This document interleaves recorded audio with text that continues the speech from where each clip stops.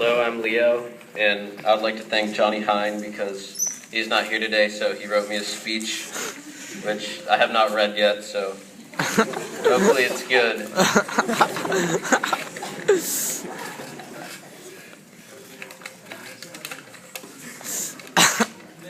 Hi, my name is Leo Blueston, and I'm here to read Johnny Hine's speech for him in his absence.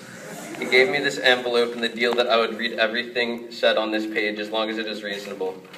Let me begin. I'd like to start with a story. About 2 years ago, I was having dinner with my family. I believe it was pasta. Instead of the usual tomato sauce, my mom decided to create a pesto sauce with grated cheese. To top it all off, I had a nice big glass of milk. With every bite, I would drink just a sip of milk to ensure complete satisfaction. About halfway through finishing my bowl of pasta, I went to drink some of the milk when I noticed I had none left. I had finished the glass of milk prematurely, and all that was left was an empty glass.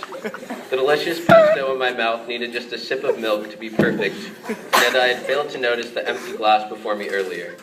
I didn't know what to do. How could I enjoy my pasta without some milk?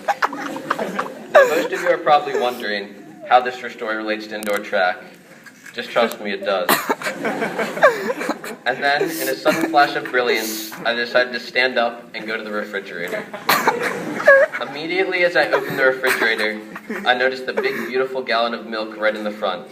My mouth watered as I filled the glass to the top. When I was finished pouring, I went back to the table and took the best sip of milk I've ever had, finishing the entire glass. I feel that this anecdote reflects indoor track perfectly. A long, pointless journey through the cold white stuff that ends up with the contrasting feelings of emptiness and fulfillment. And now I'd like to say some thank yous, or rather one thank you to someone who has impacted me a lot this year. I'd first like to thank Leo Blueston for reading this speech for me. Leo's calm demeanor and strong speaking voice make him the perfect reader, and I'm lucky to have him as a friend.